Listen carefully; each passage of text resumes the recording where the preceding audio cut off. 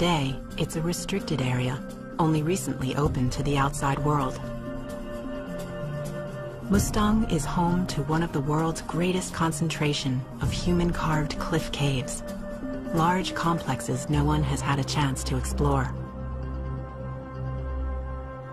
Many are so high up on unstable rock, they're impossible to reach. Others have been converted into modern dwellings and monasteries. What ancient culture carved the caves in the first place? And what mysteries do they hold? For a few adventurers, the cave cities beckon. They're among the last unexplored places on Earth. And some hold secret shrines adorned with priceless art. A tantalizing legend speaks of up to 9 sacred cave temples, called catacombs, hidden throughout the kingdom. 2 have already been discovered, dated to the 14th century. But 7 are still missing.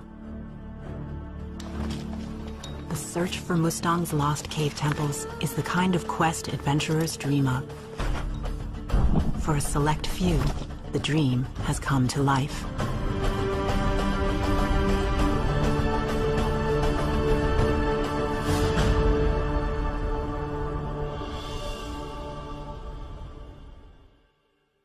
Testing 1, 2, 3, 4, 5, 6, Pete 7. Athens is one of the world's great Himalayan climbers. He's also my husband, and we're both filmmakers. Sound is coming through. You can hear it on the headphones. Before our expeditions, we troubleshoot equipment. And since they've spent much of their lives in the remote corners of the Himalaya, our children will come with us. The first step for a climbing expedition is prepping the hardware. Why do you need big ones? Because sometimes the rock is so unconsolidated. World-class rock climber Renan Ozturk will be Pete's climbing partner. Can I see them? They're pretty heavy. Don't drop it on your toe, sweetie. These long metal things are called pitons, and we made them specifically for this job. Pete and his longtime Sherpa friend, Ong Temba, went shopping in Kathmandu's steel yards for the most important piece of hardware our team will use. 25-foot-long pieces of steel migrate over to the workshop. It's called rebar, short for reinforcing bar. Pete's choice material for custom-made, hand-hewn anchors they'll pound into Mustang's sandy cliffs. This is the finished product right here. It looks a little bit homegrown, but they're incredibly strong. Is the catacombs still intact? Before leaving Kathmandu, Pete meets with salt trader Hoser, who tells him of a secret catacomb near his village in Upper Mustang. There are paintings and shortened inside, or as far as he knows? Or Yes. Artwork. there's artwork. Yeah, there is artwork. Interesting. Although Mustang's borders opened in 1991, they're still guarded by police. Pete's led over 20 climbing expeditions in Nepal, but this one's quite different. Our team holds the first permit ever granted to enter the caves of Upper Mustang. Sherpa Ong Temba will handle the logistics. We have 30 days, and yet there are thousands of caves. This is a license to step into the unknown.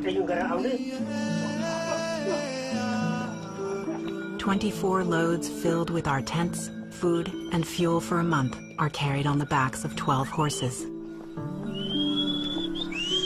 The journey begins along the Kali Gandaki River, a trade route thousands of years old, connecting the Himalayas with the rest of the world.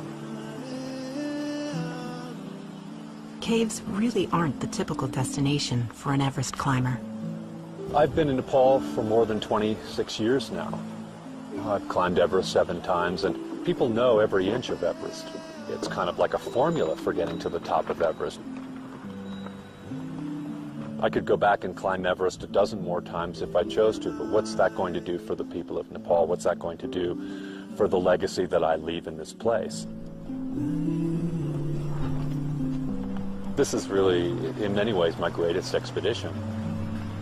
We research with the llamas, we research with the local herdsmen who have been around these areas, and for me that's the purest form of exploration and adventure. We don't know what's there, but we want to go see what's there. Pete will lead the climb, and I'll make the film. Our children, 4 years and 18 months old, most comfortable on our backs, are the youngest foreigners to come here. Renan's comfort zone is unstable vertical rock. You just gotta be careful of these big conglomerate chunks blowing off. That one in particular. Fairly solid though. Yeah. A little bit of movement. There you go. Have to be careful though. This is a hands-on test of conglomerate, a blend of large river rock with pebbles and fine sedimentary sand. And our first close-up look at the quality of Mustang's rock. Worn away by wind and water, the outer layers peel off like skin over time. For the children, Mustang is an endless playground. We're taking the traditional 60-mile-long trek route, peppered with caves. Logistically in Mustang, it's very hard just to move your team from one place to the other. Oftentimes the climate works its way against you. You can have heavy snowfalls, you can have extreme high wind, plunging temperatures. All those things get in your way, and then once you get to the caves themselves, the entrances may be hundreds of feet above the ground. You have to find your way in through this crumbling rock with these very big cobblestones that threaten to drop onto your head. Pete and Renan spend their first day of exploring in an unexpected snowstorm. These are bad conditions for cave climbing, and after several hours, they retreat and give up for the day. Mustang this time of year, normally we'd be seeing a lot of arid country, some beautiful colors, maybe even a little bit of greenery here and there. Unfortunately, we see about 1 meter of snow on the ground, and that's going to have probably some implications respective to our getting into some of these caves. It also means traveling up to the higher villages is more arduous. Wiggle your toes, sweetie. Lean forward, that's a boy. Lean forward, that's it, sweetie. Just getting from village to village is taking about double the amount of time that normally it would take. 5 days into Mustang, and snow renders the climbing impossible.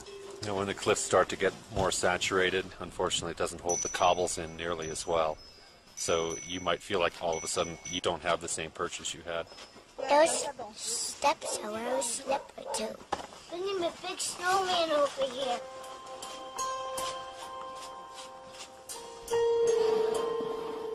Maybe some of our objectives will be a bit compromised, but ever onward, never straight, and we're hoping we'll be going into some of the caves here. The weather's good tomorrow. This could be a chair. Pete and Ong Temba find a local goat herder who knows of a cave that has wall paintings. On the corner, and then, just follow the edge. This is their first discovery, and remarkably, the cave's a walk-in. The forgotten site is across the river from a large village, but few know or even care of its existence. Ancient Tibetan texts are strewn about, and stunning paintings adorn the crumbling walls. We think they're from an era when artists were commissioned by wealthy patrons to paint murals on the walls of sacred places. But no one knows how old they are.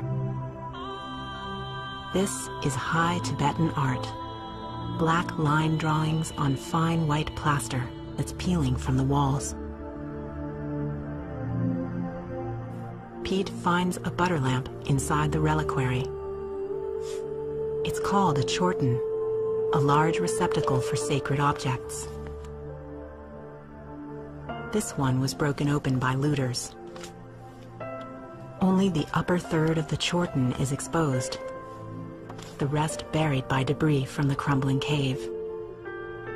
The entire site is called a kabum, a cave shrine built to hold the remains of high lamas and important teachers like the Buddha. Pete, Renan, and Ong Temba have found one of Mustang's 7 missing kabums. It's just unbelievable. I wonder how long it's been here. That there is only black, white, and red implies this kabum was never finished. These are initial drawings by a master artist. For some reason, the work was abandoned. Yet people have used the cave for centuries. These are offerings made of clay, called tsatsa, that often hold the ashes of dead people.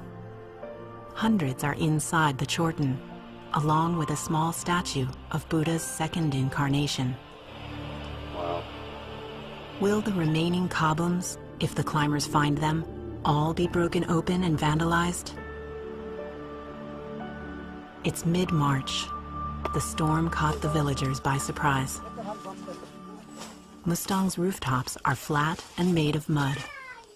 Excess snow must be removed quickly.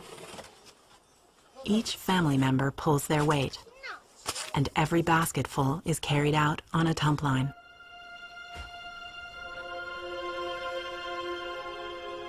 Chortens, hundreds of years old, stand tall against the ravages of winter. This is the highest kingdom in the world, a Buddhist jewel hidden in the rain shadow of the Himalaya. It's a typically arid landscape, but it's been rendered nearly impassable till the snows melt. 1 week into the expedition, our progress is slow. We move on cautiously in search of caves that might be protected from the snow. Pete, the children, and I cross a pass at 13,000 feet.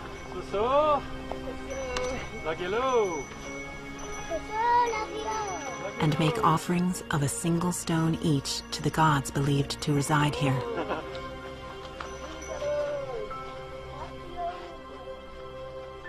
Most of the locals don't spend their winters here, and the snow makes a tough life even harder. A woman who shoveled snow for 2 days has badly burned her eyes. Several years ago, Pete led an expedition here to treat eye ailments. This lady's had some snow blindness yesterday. All the reflected light and the fact that they work outside so much is really difficult. And that's the same problem that a lot of our porters have as well. They don't have proper eye protection because they're not accustomed to dealing with the type of snow that we see here right now.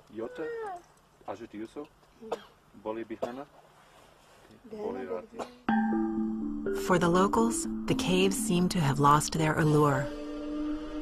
Many are believed to have been vandalized and rid of their contents over the ages.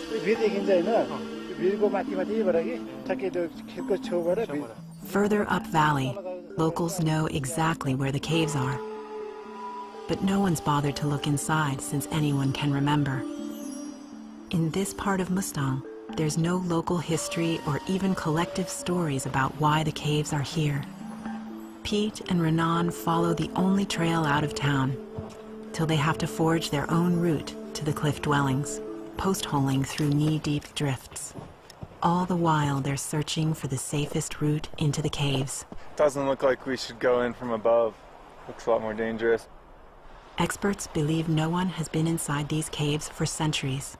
The chief archaeologist from Nepal said they probably had not been visited by modern man or within, the last 600-700 years or more. There's no obvious entrance. Renan scouts a route to the nearest opening. Maybe just straight up. And the rocks flake off like cookies on a gingerbread house. Pete radios camp for the necessary tools. Hello, Ong Temba, do you read? Copy. We're going to need the drill kit and some of the rebar pitons. Copy that.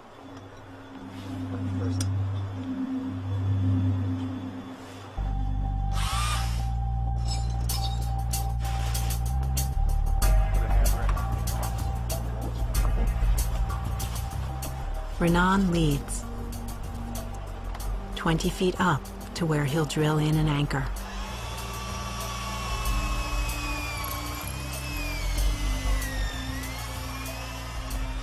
But the rock seems surprisingly solid.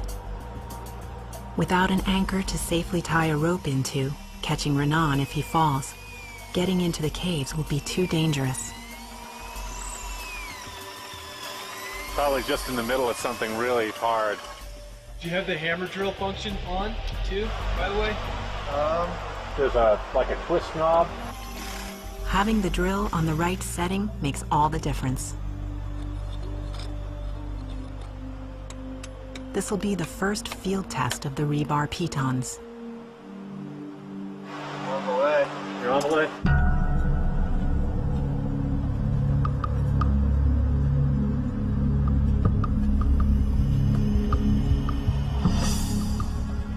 It's a slow but thoughtful process. There's only one piton, what the climbers call protection, to stop Renan if he falls. Pete belays him from below, paying out the rope as necessary. He'll lock it down if Renan falls. Getting up into Samar, I was above my protection. So if I would have fallen, I would have come close to hitting the ground. I was just hanging on by my hands and feet, and my hands were starting to get pumped, and the blood would rush in, and that would be the point where we would have to make a move forward or fall. There have been some very sketchy moments.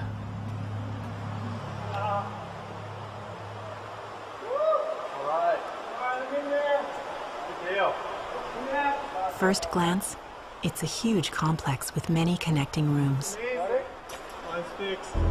Pete clips in with a mechanical ascender that locks when you pull down on it.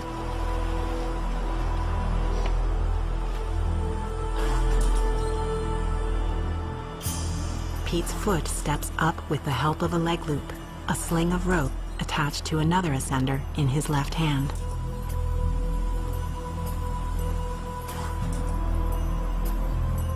Everything's connected in here. That's amazing. After days of paralyzing weather, Pete and Renan are finally on the threshold of discovery. Welcome.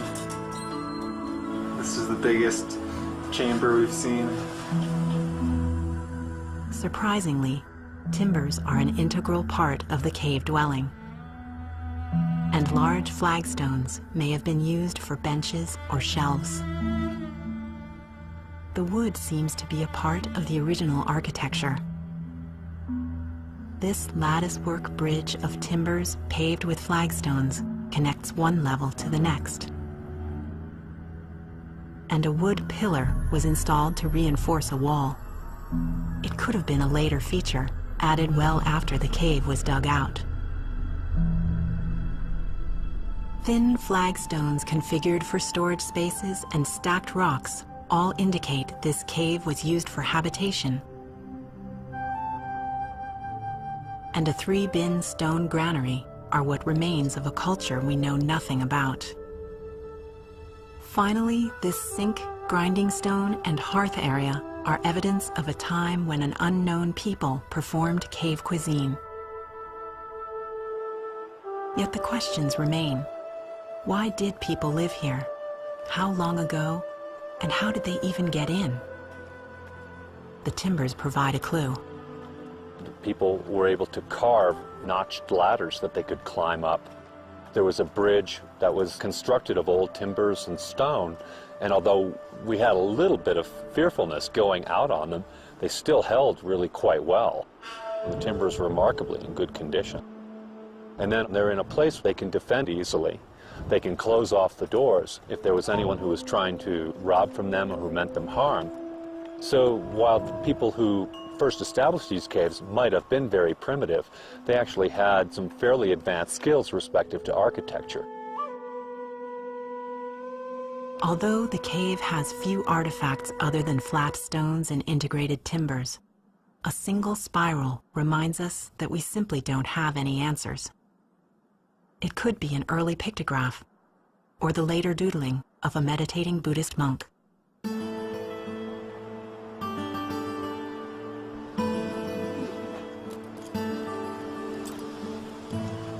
Renan pulls the single piton, leaving behind no trace that modern man has climbed into Mustang's mysterious past.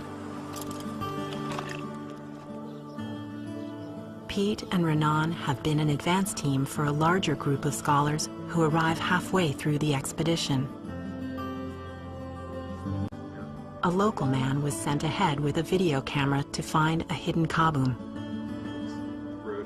It's accessible, but so sacred, only locals should enter the cave.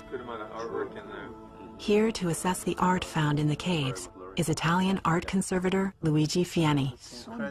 Look at the details of the carvings. They're looking at the first ever footage of one more kaboom, lost in the cliffs of Mustang. It's proof that the legend of hidden cave shrines is true. The expedition has now uncovered 2. 5 remain. It's really nice. Yeah. Nepal's former chief archaeologist, Sukrasagar Shrestha, has always believed the caves of Upper Mustang would be beyond his reach. Brott Coburn, an author and friend of ours, knows Upper Mustang perhaps more than any other Westerner. He's pioneered the conservation of Mustang's most important antiquities. This is not an easy place to work, I can tell you. The dust is just incessant, and the wind is constant. For the people who lived here, it was harsh, but it's also harsh for the Nepalese scholars who have averred opportunities until now to come up and study these cave cultures. The Department of Archaeology only has 2 qualified high mountain archaeologists, and we've recruited them for this expedition. Locals believe their ancestors carved out the caves. The only dates we have are from an archaeological dig in Lower Mustang in the 1990s that found human remains in a cave that are nearly 2,500 years old. Since then, no one has been allowed to do further research. Sukrasagar was on that dig, in a region much more accessible and not at the high altitudes of Upper Mustang.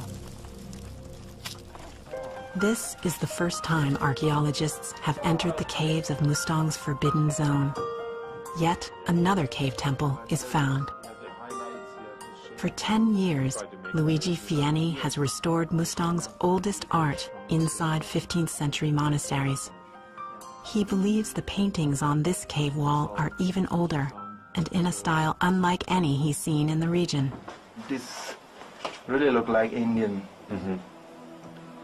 They're very fluid. They're very, you know, very moving. They're not rigid like a lot of the paintings that we've seen. Nagarjuna, a saint from the 2nd century, passing on the word of the Buddha to his disciples. Here you have a 3-dimensional rendering.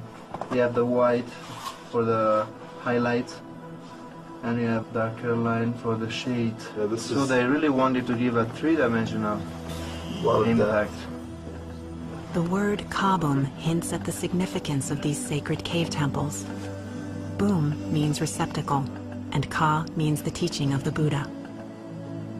The local people feel that these kaboom, although they were created millennia ago, still have ritual significance for them. Worshipping them, making offerings to them, pilgrimage to them in some cases, can affect the productivity of their crops or the fertility of their families and the richness and the productivity of their land and their local wealth.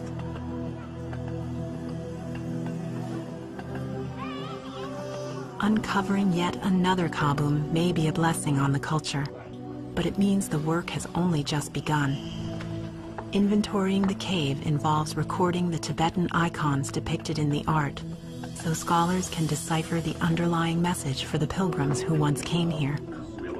Sukrasagar will measure and draw the layout, so preservation and protection of the site can begin.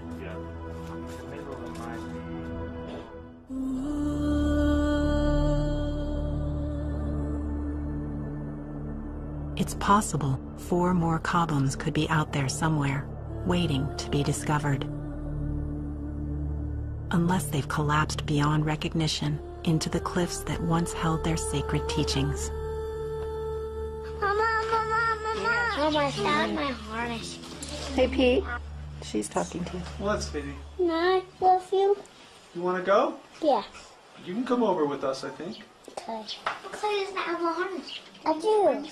I do have a harness. There's only 1 week of exploring left on the permit, and a local tip about a kaboom leads the climbers here. We have been told that there might be a cave chorten, there might be scripture, there might be artwork. He's saying that people say that the kaboom is inside this wall here. How many of these do you think we need? 3, 4 more? Yeah, 2 or 3 more of these and 2 of the big ones. A village headman gave them permission to tackle a collapsing cliff where the locals believe a cave chorten is tucked away. But it's the worst terrain Pete and Renan have encountered so far. Although no one's been inside the cave in modern times, the oral history is alive. One young Tibetan boy came down to us and he opened up his book and he said, all of our gods live inside this cave, and he was pointing to Guru Rinpoche Padmasambhava, who discovered a lot of the caves in this area, established one of the early monasteries here. That led us to realize that this was a sacred place for them.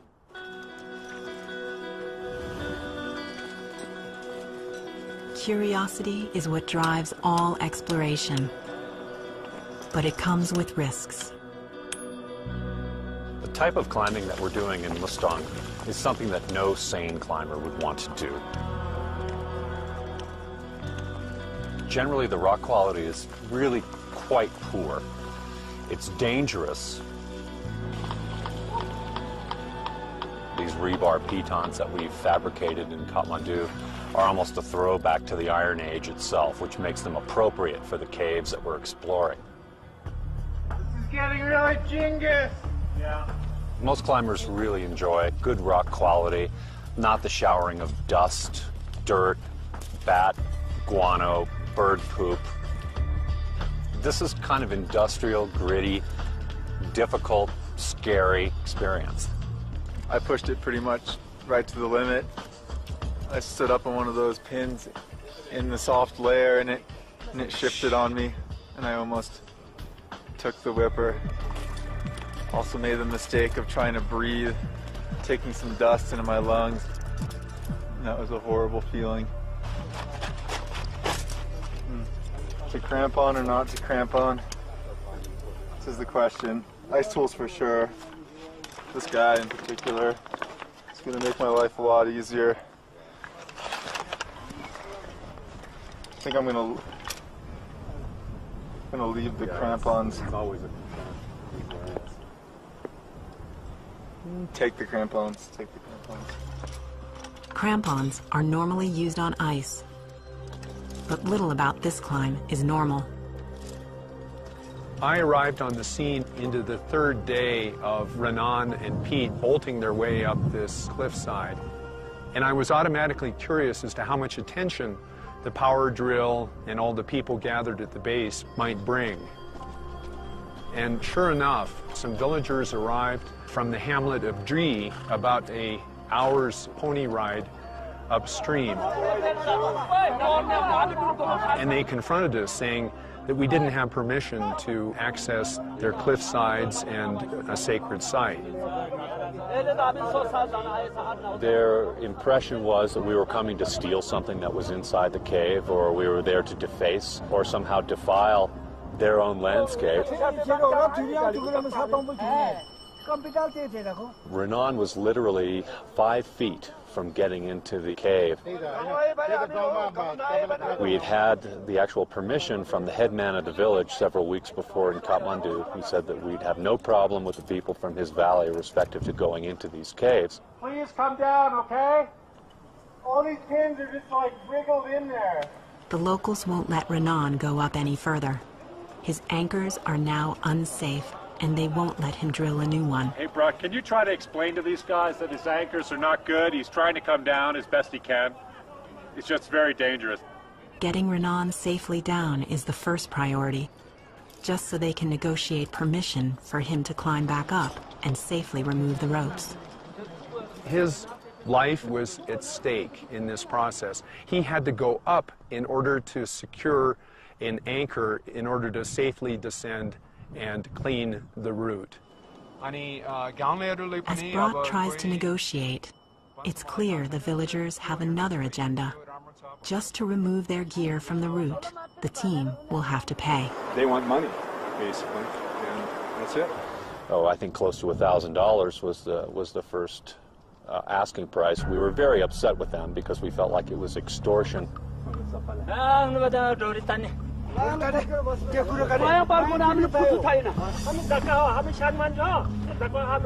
Since the team won't agree to pay, the villagers take matters into their own hands. By pulling on the ropes, they're compromising Renan's fragile anchors. And then the men pile up kindling to burn the climbers' ropes. Renan is forced to bring the ropes down without placing a safe anchor. They had kind of played this card of, this is our heritage, this is our divinity, this is our God who lives in this cave, but all it boiled down to was they wanted money. We kind of lost our enthusiasm for dealing with them. We were ready to pull our ropes at that time. The price then plummeted to a pretty insignificant amount, actually. Before you clean anything, I think we're working something out here. Everyone's curiosity is now piqued. What's inside the cave?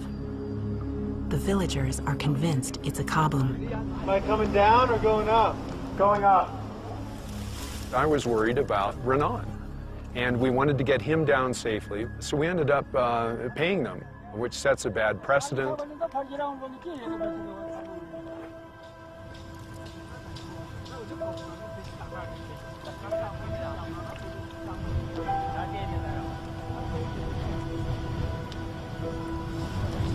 Nothing even in there.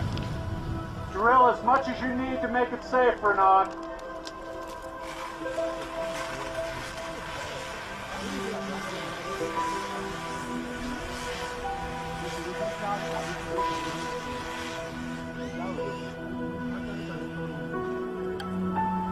Cave 20 feet to China.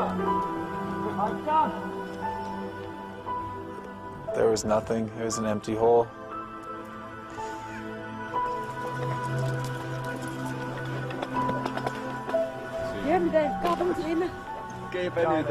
As soon as I came down, their tone changed from violent to jovial, and they were all crowding around my camera laughing.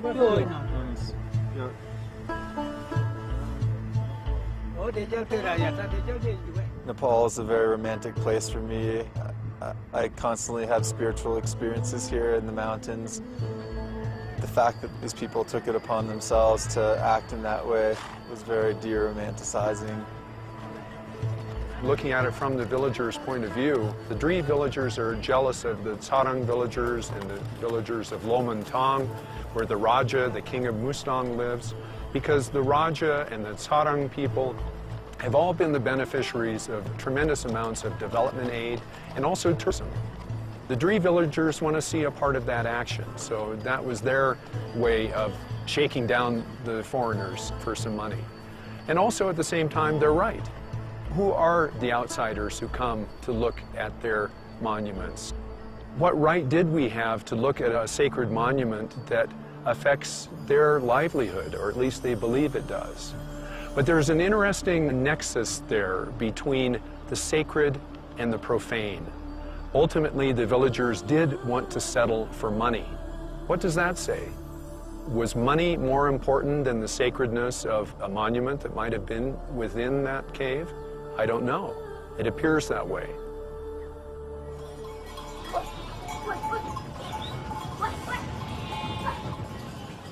Jingle bells, jingle bells, jingle bells, all the way. Large prayer wheels have the mantra Om Mani Padme Hum painted outside, while inside, thousands of mantras are written on scrolls. Each turn is like uttering the mantra 1,000 times, a powerful prayer beckoning an open mind toward your adversary and teaching compassion. गुफामा त छिटाहरू जान्छ मलाई त एक ताल मात्रै गएर अलि पुग्योहरू जानि नसक्ने छ त्यो पालेमा पर्छ भने अहिले जाने Peter gentleman like you, funny. Hami, madak garchu. Sherab Tenzing, Hami Sangal's, eh? Sherab Tenzing's his name, and he's lived here most of his life. जानि सक्छ Saksa. Tapad Dana Pardena. Pete and Renan want to approach this cave with an open mind, seeing it from the local point of view. He's saying that it's a Yurko bog, which is snow leopard.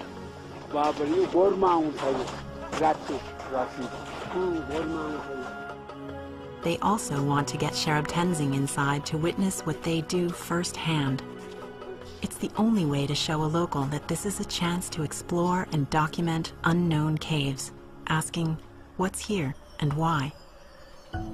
Without rock climbing experience, the locals have never fully explored the cave. Hazir, yeah, Hami Koshish Karnsa. Yeah, Kinovane Ali Aptero. Ali Pita. Keeping Sherab Tenzing's confidence in them high is key to their success. But they'll have to go without ropes to keep things simple.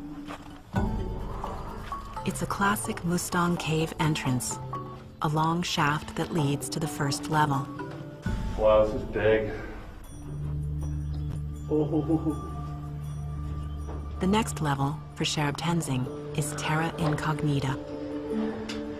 Yet it's only a few hundred yards from his house. His sheer joy of discovery is infectious.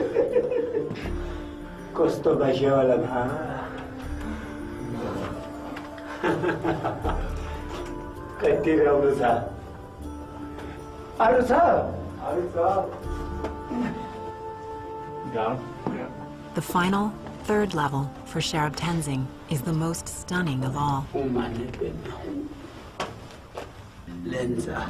Om Mani Padme Hum is painted in a script developed in the 11th century that Tibetans call Lensa. It is said that all the teachings of the Buddha are contained in this single phrase. The cave has a triptych of 3 panels. The second panel tells us why the paintings are here.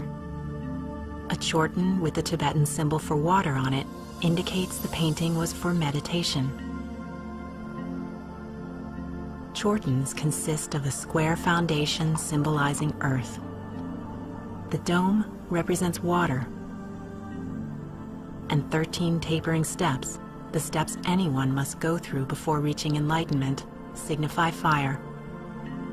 A parasol at the top represents wind, and the whole thing is a 3-dimensional microcosm of the human spiritual endeavor. The third panel, Om Ah Hum, another universal mantra. It's unknown how old the paintings are.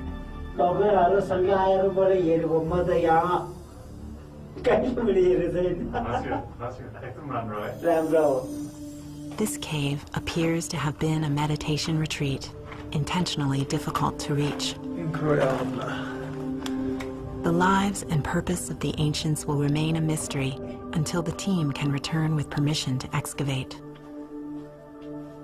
They've learned a valuable lesson. Every cave they enter must be in partnership with the people of Mustang. Our permit expires in 3 days, but hundreds of caves remain. Brott chooses one with a permanent resident. The current goat herder has been there for 27 years, and he said that he's not aware that anyone has visited the upper cave holes of this settlement. It's a cave city called Marjong, and locals say it's haunted. Legend tells the story of 2 warring lamas who fought black magic battles here. The Marjong Lama caused a landslide, crushing his enemy. For safety, Sukrasagar is the only Nepali who will go inside. No one wants to spend too much time here. The cliff drops off 200 feet. Pete belays Renan through a window.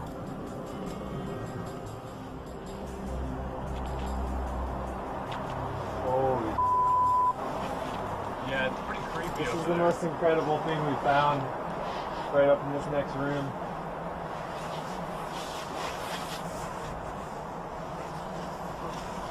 It's also hard to commit to the move.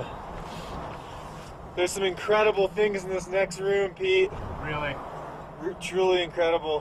What do you see? I see this like figure of a dancing Buddha character in like the whole like temple room. A little bit more.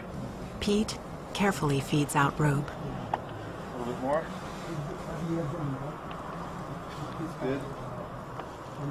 Oh my god. Okay, a little more. A giant cathedral room with rooms off of it filled with texts, piles of texts. Oh my god. Renan's crawled into an ancient library. Thousands of hand-inked folios, centuries old. To date them will require finding a scholar who can translate this archaic Tibetan script. The question is whether they are holy texts from the Buddhist era, which dates back to the 8th century, or earlier historic texts about a pre-Buddhist world we know little about. It's clear the team will need to return, fully document, and ultimately rescue the texts from the crumbling cave. If we get permission to work, this will be the greatest contribution for the Mustang people. It will be a monumental job to sort through, collate, photograph, and then make sense of the manuscripts. Why are they here, in a disintegrating cave in the remote Himalaya? In the next room, a wall painting of Vajravarai, a tantric deity, surrounded by 4 attendant Buddhist gods. This area has been completely overlooked. This is a treasure trove of historical information, of art, a remarkable repository. So much information about Nepal, so much information about Tibet and all the Himalayan states could be in any one of these caves, and it has not been discovered, and it's lying there waiting for someone to go in, find a way in, and document it. Without permission to remove anything, the team has photographed what they can of the texts. They'll measure each cell to determine how quickly the cave city is eroding. This was 23.5 from the ground up to where he was. Pete and Renan know it's only a matter of time before all of this crumbles into oblivion. There's only time to explore one more cave. First, we'll pick up art conservator Luigi Fieni. The caves are not the only threatened relics of the past. Mustang's monasteries have suffered years of neglect. The people, they forgot about this monastery. They had stopped worshipping and performing ceremonies here.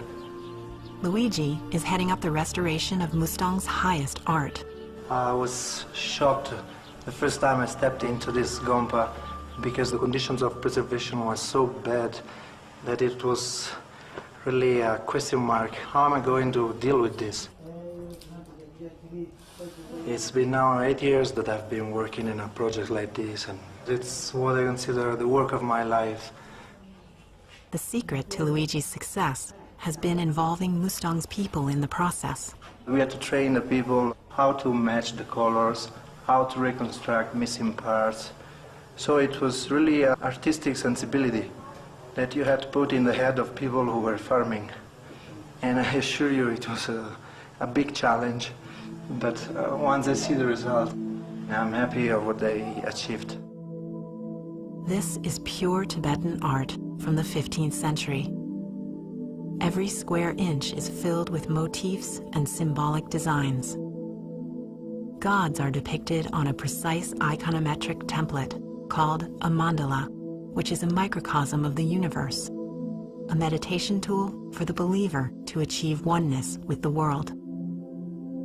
This mandala is of Mahakala, the Black One, a great protector of the Tibetan Buddhist faith. The ring of fire surrounding his head may suggest his ability to triumph over hatred and violence.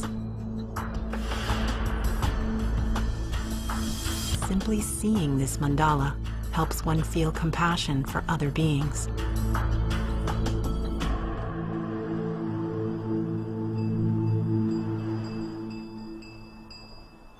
To travel through Mustang is to experience firsthand our temporal hold on Earth.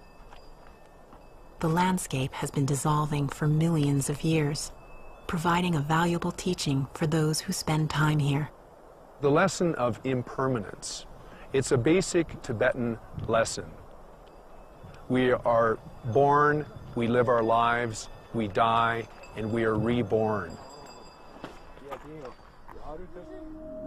It's that birth, death, and rebirth that you see palpably in action here in Upper Mustang. It's almost as if that cycle is the only permanent feature of this landscape. A landscape affected primarily by impermanence, by erosion, and by change and evolution. With only a day left on our permit, we reach a hidden pinnacle at 14,000 feet. We've come here on a tip from a local shepherd who claims he saw art inside a cave here.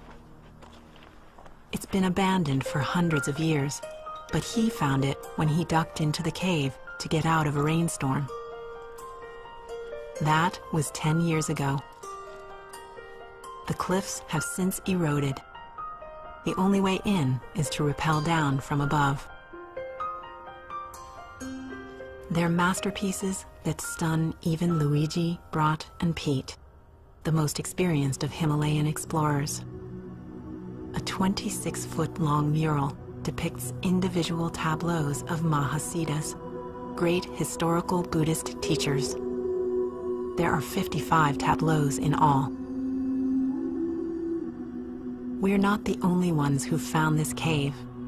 On the floor are the telltale pug marks of a snow leopard. It was sort of emotional in a way because it's as if the snow leopard had adopted the place as its own. The snow leopard was the last caretaker or guardian for this beautiful gallery of art. There's no evidence of anyone having entered the caves. There was no sign of vandalism. We were the first foreigners to ever enter this cave gallery. Open to the elements, the priceless paintings are remarkably intact. Yet the pigments are flaking off and have become dull and blackened from exposure to natural light. Each panel is unique, representing an individual Mahasiddha and his attendant. They were yogis from all across the Himalaya, known for their magical powers. Some could even fly. It's very surprising to be in this high desert, very Tibetan landscape, and to be seeing what is almost a tropical scene. The yogis' billowing pants and palm trees tell a story about the spread of Buddhism from the Indian subcontinent up onto the Tibetan plateau. I love these two scenes. You still have most of their colors. Even the way, look here, animals out of space as if it's flying. And you have here the same with a monkey out of the tree, just floating in the air. So we can guess that these are very ancient because they still didn't develop the concept of architecture. Here we have another deer, maybe. Probably they wanted to represent the animals they saw here. I'm not sure about the monkey, but this is also unusual. These red lines have been drawn, painted just to separate the single scenes. And you can see the monkey is just using the separatory line as if it was a tree. Under each panel is an inscription in ancient Tibetan. They will need to be translated by a scholar who can help solve the mystery of why this masterpiece was painted here, how long ago, and for whom. Luigi photographs each panel and its inscription, so the work can be carried out digitally later. He'll also do a virtual cleaning to show the world what these masterpieces must have looked like in their prime. He's sure they're from at least the 14th century, predating all the monastic structures of Upper Mustang. They were probably painted in a time when caves like this were the sought-after places Buddhists came to for teachings.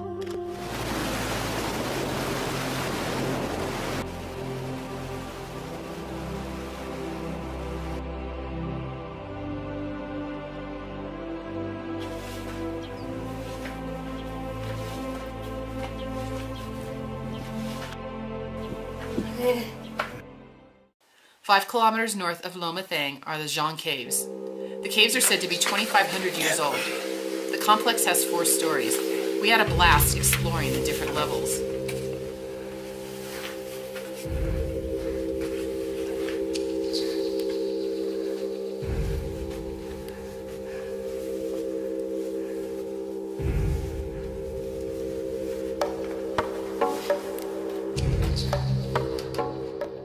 Today, the age-old treasure is a teaching about the impermanence of life and fragile art in this crumbling landscape. For us, the treasure is to be able to give the gift of the information, to give the gift of the artwork back to the people to whom it belongs, the people of Nepal, the people of Mustang. That's the treasure that we see, is having the opportunity, not in possessing the things that might exist there. Each one of us has gained a deep respect for those who came on pilgrimage here centuries ago, to this impossible land of infinite space. I'm a restorer, I'm not a climber. What did you think about the climbing? Oh my goodness. There were a few sections. The snow was melting together with mud. I was stuck like a cat on a mirror. Just...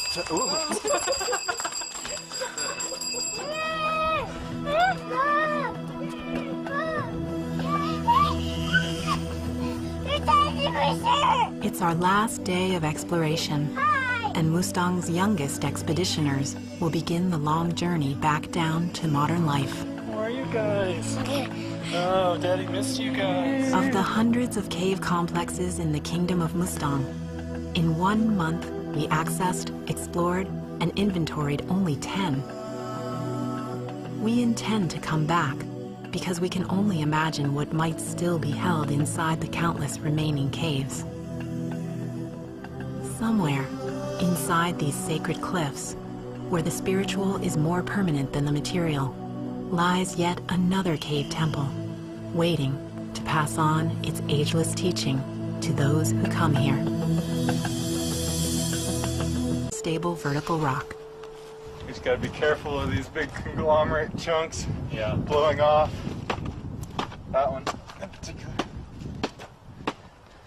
Fairly solid though. Yeah. A little bit of movement. There you go. Have to be careful though. This is a hands-on test of conglomerate, a blend of large river rock with pebbles and fine sedimentary sand, and our first close-up look at the quality of Mustang's rock. Worn away by wind and water, the outer layers peel off like skin over time. For the children, Mustang is an endless playground. We're taking the traditional 60-mile-long trek route, peppered with caves. Logistically in Mustang, it's very hard just to move your team from one place to the other. Oftentimes the climate works its way against you. You can have heavy snowfalls, you can have extreme high wind, plunging temperatures. All those things get in your way, and then once you get to the caves themselves, the entrances may be hundreds of feet above the ground. You have to find your way in through this. Today, it's a restricted area, only recently open to the outside world. Mustang is home to one of the world's greatest concentration of human-carved cliff caves, large complexes no one has had a chance to explore. Many are so high up on unstable rock, they're impossible to reach. Others have been converted into modern dwellings and monasteries. What ancient culture carved the caves in the first place? And what mysteries do they hold? For a few adventurers, the cave cities beckon. They're among the last unexplored places on Earth. And some hold secret shrines adorned with priceless art. A tantalizing legend speaks of up to 9 sacred cave temples, called catacombs, hidden throughout the kingdom. 2 have already been discovered, dated to the 14th century. But 7 are still missing. The search for Mustang's lost cave temples is the kind of quest adventurers dream of. For a select few, the dream has come to life.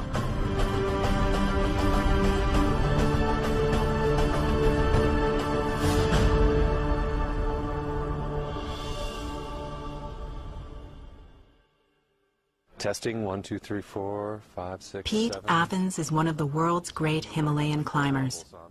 He's also my husband, and we're both filmmakers. Sound is coming through. You can hear it on the headphones. Before our expeditions, we troubleshoot equipment. And since they've spent much of their lives in the remote corners of the Himalaya, our children will come with us. The first step for a climbing expedition is prepping the hardware. Why do you need big ones? Because sometimes the rock is so unconsolidated. World-class rock climber Renan Ozturk will be Pete's climbing partner. Can I see them? They're pretty heavy. Don't drop it on your toe, sweetie. These long metal things are called pitons, and we made them specifically for this job. Pete and his longtime Sherpa friend, Ong Temba, went shopping in Kathmandu's steel yards for the most important piece of hardware our team will use. 25-foot-long pieces of steel migrate over to the workshop with our tents, food, and fuel for a month are carried on the backs of 12 horses. The journey begins along the Kali Gandaki River, a trade route thousands of years old, connecting the Himalayas with the rest of the world. Caves really aren't the typical destination for an Everest climber. I've been in Nepal for more than 26 years now. I've climbed Everest 7 times, and people know every inch of Everest. It's kind of like a formula for getting to the top of Everest. I could go back and climb Everest a dozen more times if I chose to, but what's that going to do for the people of Nepal? What's that going to do for the legacy that I leave in this place? This is really, in many ways, my greatest expedition. We research with the lamas, we research with the local herdsmen who have been around these areas, and for me, that's the purest form of exploration and adventure. We don't know what's there, but we want to go, see what's there. Pete will lead the climb, and I'll make the film. Our children, 4 years and 18 months old, most comfortable on our backs, are the youngest foreigners to come here. Renan's comfort zone is up. It's called rebar, short for reinforcing bar. Pete's choice material for custom-made, hand-hewn anchors they'll pound into Mustang's sandy cliffs. This is the finished product right here. It looks a little bit homegrown, but they're incredibly strong. Is the catacombs still intact? Before leaving Kathmandu, Pete meets with salt trader Hoser, who tells him of a secret catacombs near his village in Upper Mustang. There are paintings and Chorten inside, or as far as he knows? Or Yes. Artwork. There's artwork. Yeah, there is artwork. Interesting. Although Mustang's borders opened in 1991, they're still guarded by police.